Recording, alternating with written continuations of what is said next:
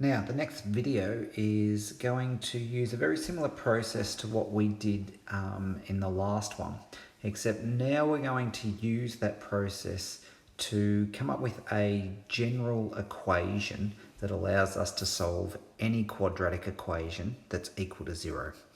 So this is particularly useful if you're trying to find the x-axis intercepts of a quadratic that can't be factorised. Again, the algebra involved in this is quite complicated, especially for a year 10. So if you can't follow along, that's fine. But if you can try and keep up with what's going on, it'll really help boost your algebra skills, particularly with fractions and common denominators and factorising. So see how you go, and let's have a look at this equation.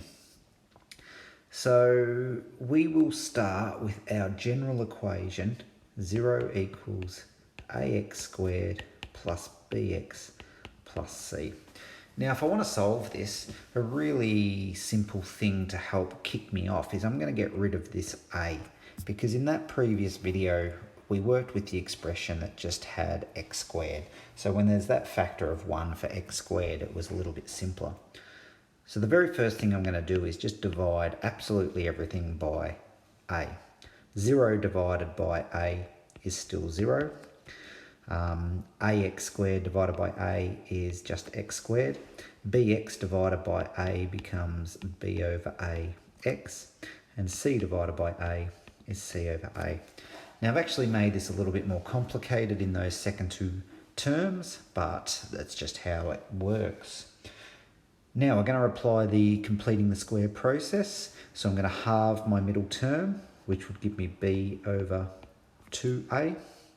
And then I'm going to square that, which gives me b over 4a squared. All right, I'm just going to leave off the equals 0 part at the moment, and I'll bring that back in at the very end. So now I need to add and subtract that term. So I'm going to add b squared over 4a squared and then minus it again. So just like we've spoken about with completing the square, essentially I've added 0 to the equation. All right, my first three terms will always factorise to be a perfect square, and whatever I had here will be what goes inside the brackets. So this becomes x plus b over 2a squared minus b squared over 4a squared plus c over a. All right, now I want to play with this second part of the expression a little bit, and I'm going to get a common denominator on this part of the equation. So the first thing I'm going to do is put it in brackets. Now, if I do that, what I've essentially done is created a common factor of -1. So -1 times by minus c over a gives me the positive that I had here before. And the next thing, I want this to be 4a squared on the bottom, so I have a common denominator. So I need to multiply both the top and the bottom by 4a. So it becomes 4ac on the top over 4a squared. Okay, I'll just copy out the first part of the expression again. Now, my next step is that I am going to factorise this using the difference of two squares process. But just before I do that, let's have a quick look at what I've got. Up here in this part of the expression, this is just an ugly version of turning point form. The positive b over 2a moves the turning point b over 2a places to the left. So the x value of the turning point will be minus b over 2a. And this part on the end shifts the expression up or down. So that's going to be c over a minus b squared over 4a squared. Now I've missed one little bit, I've messed that up a fraction. Because of this a in the front, this part over here won't have an a and it won't be squared, but I'll have to explain that in another video. So the turning point in general form is actually just minus b over 2a and then c minus b squared over 4a. But the main purpose of this task was to prove the quadratic formula. So I'm going to get back onto proving the quadratic formula from this space here. As I mentioned, it's a difference of two squares. So when I have a difference of two squares problem, we end up with two brackets. One with a plus and one with a minus. Now, to factorise a difference of perfect squares, I need to take the square root of the first part and the square root of the second part. I can leave the 1 out of the square root because the square root of 1 is just 1. It's not going to affect anything. So if I take the square root of this first part, the squared and the square root cancel each other out and I'm left with just x plus b over 2a. X plus b over 2a.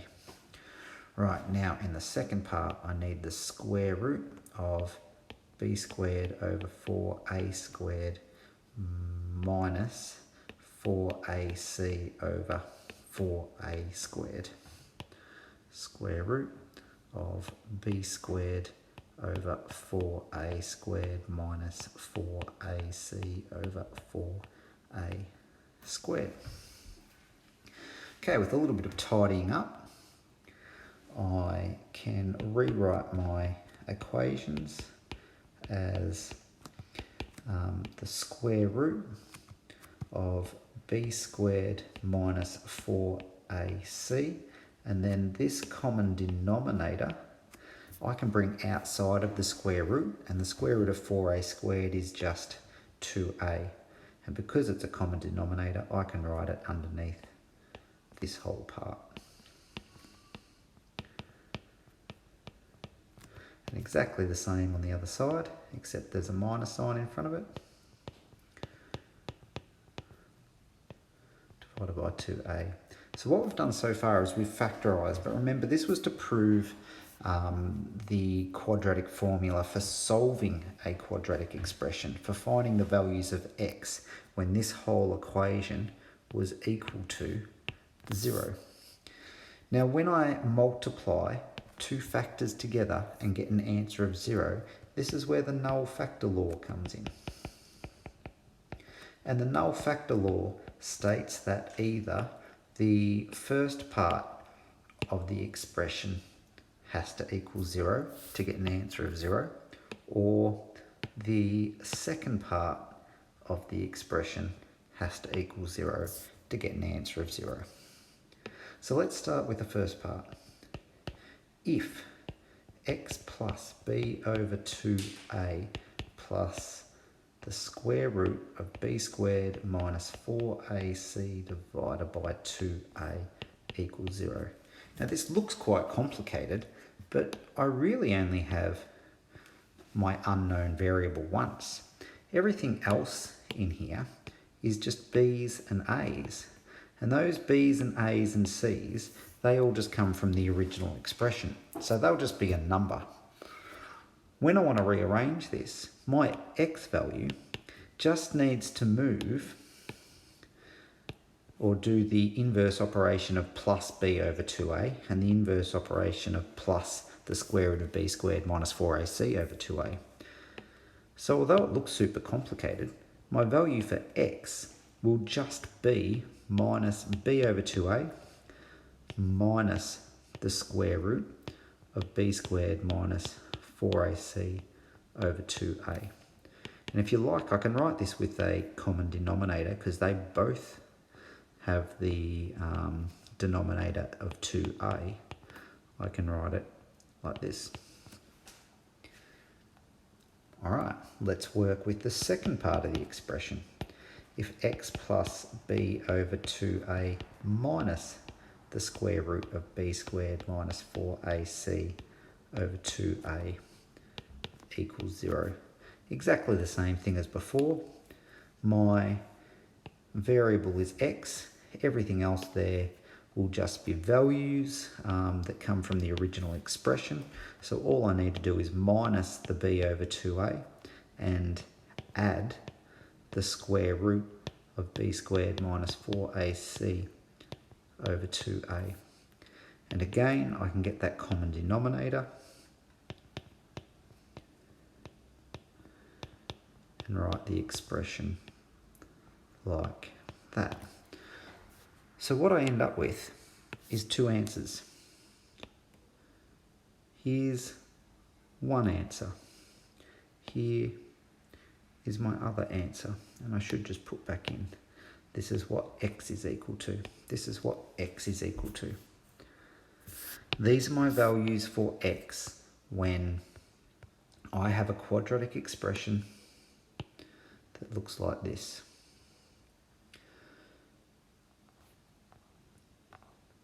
Now, if you think back to what we've done in parabolas, if this was a graph and we were solving for the x-intercepts, we'd often end up with two x-axis intercepts. And that's exactly what I've got here, is two x-axis intercepts. I can write these x values in one simple expression that says that the x value will be equal to minus b plus or minus the square root of b squared minus 4ac divided by 2a. And there we have the quadratic formula. This will solve any quadratic expression equal to 0. It'll find the x values. And as I mentioned at the start, really useful if you're trying to find the x-axis intercepts for a quadratic equation that you can't factorise. Thanks for listening.